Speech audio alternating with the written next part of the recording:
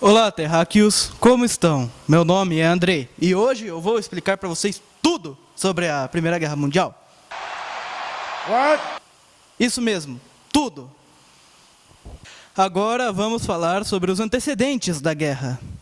A luta por interesses econômicos e o imperialismo europeu. Outro motivo que levou à guerra foi a paz armada e o alto investimento desse período no nacionalismo em armadas. Se formou também a política de alianças, criando dois grupos. A Tríplice Aliança, da Alemanha, Itália e Império Austro-Húngaro, e a Tríplice Entente, da Grã-Bretanha, França, Rússia.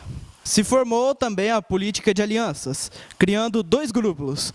A Tríplice Aliança, da Alemanha, do Império Austro-Húngaro e da Itália, e a Tríplice Entente, da França, Grã-Bretanha e Rússia.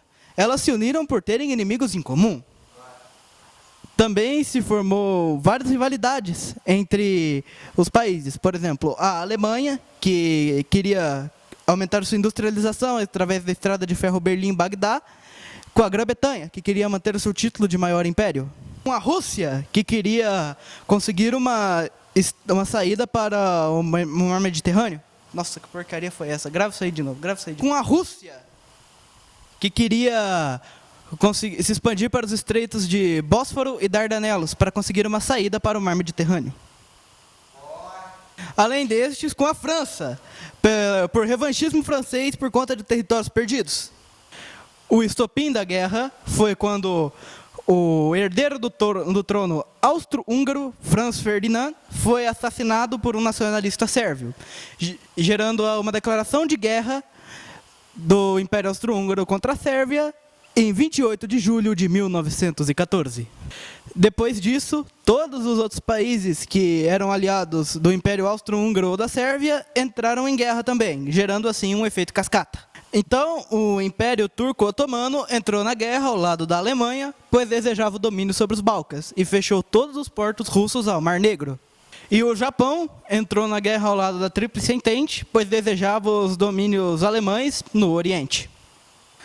Agora que já começamos a guerra, vamos falar de suas fases. Eram três: a de movimento, a de trincheiras e a de ofensivas. A Alemanha, então, planejava atacar a Rússia e a França, iniciando a primeira fase, a guerra de movimento. A Alemanha planejava invadir a Bélgica para desviar das defesas francesas e derrotar a França em poucas semanas. Logo depois, derrotar a Rússia com a ajuda do Império Austro-Húngaro. Os franceses, que já previam um ataque alemão, já planejavam que quando a guerra eclodisse, iriam se concentrar em recuperar os territórios perdidos na guerra franco-prussiana contra a Alemanha. Inicialmente, o plano alemão deu certo, mas a invasão à Bélgica demorou mais do que o esperado, permitindo que a Inglaterra enviasse tropas para auxiliar o exército francês. Houve também um ataque russo no fronte oriental, onde a Alemanha venceu, mas teve que retirar muitas tropas que estavam lutando contra a França. Isso permitiu uma contraofensiva conjunta de britânicos e franceses, o que resultou na que ficou conhecida como a Primeira Batalha de Marne. Isso conseguiu deter o avanço alemão. E então, a partir desse ponto, a guerra entrou em um grande impasse. No fronte oriental, a Alemanha avançava, mas muito lentamente. Após isso, se iniciou a segunda fase desta grande guerra, a Guerra de Trincheiras. Mas, Andrei, o que é uma trincheira? São valas protegidas por arame farpado. Quem aqui já assistiu o filme Mulher Maravilha? Então, agora vamos mostrar uma cena deste filme que mostra o que é uma trincheira. Agora vamos relembrar esta cena incrível do filme Mulher Maravilha.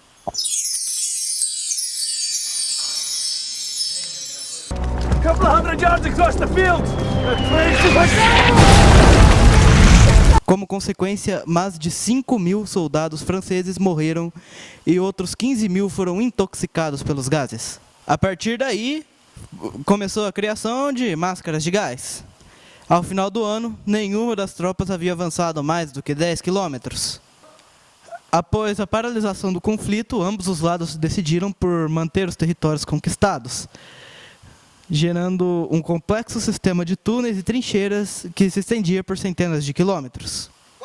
As novas tecnologias da época, como a metralhadora, o lança-chamas, os bombardeios aéreos,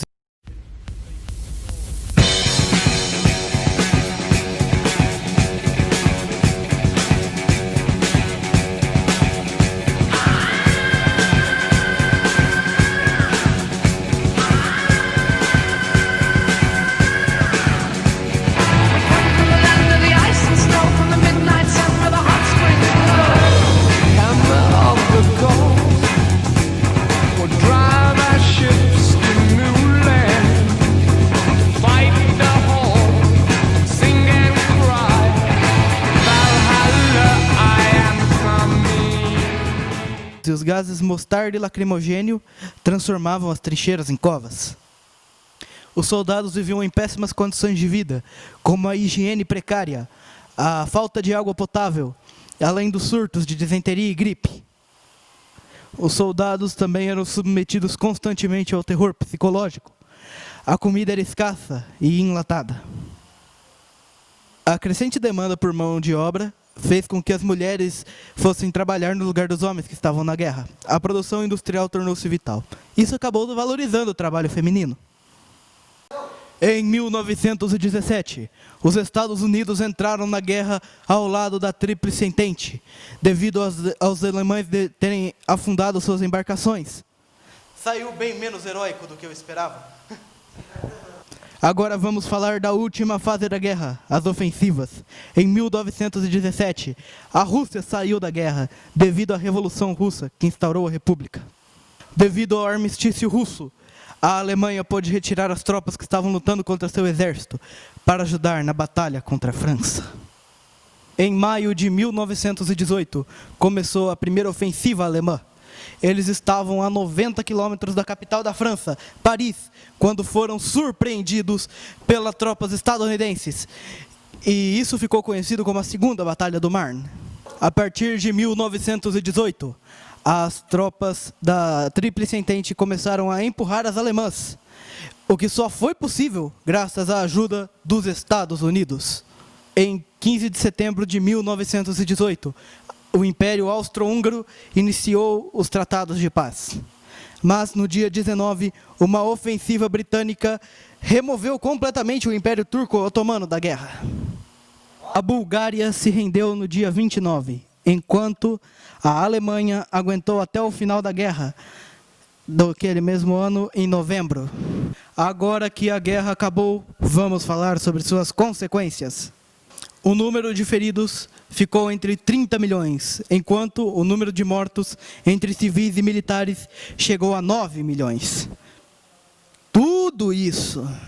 Na Grande Guerra, ocorreu o desenvolvimento de vários armamentos, como, por exemplo, o tanque e o avião. Houve também a desintegração dos impérios austro-húngaro e turco-otomano, criando novos países, como a Finlândia e a Polônia. Por causa da guerra, os Estados Unidos se fortaleceram no cenário econômico, político e militar mundial. Também foi criada a Liga das Nações, com o objetivo de manter a paz. E instaurou-se na Alemanha uma república. Devido à sua grande devastação, a Europa foi inserida em uma crise econômica. E os direitos das mulheres começaram a se igualar aos dos homens. A principal consequência da guerra foi a assinatura do Tratado de Versalhes, que impôs uma grande série de penalidades à derrotada Alemanha e a culpava como única responsável por toda a guerra. O que gerou um forte sentimento nacionalista extremo alemão, o que promoveria o revanchismo e então serviria como base para governos autoritários e militarizados. Então é isso aí, galerinha. Até a próxima. Um feliz Rusev Day e hasta la vista, baby.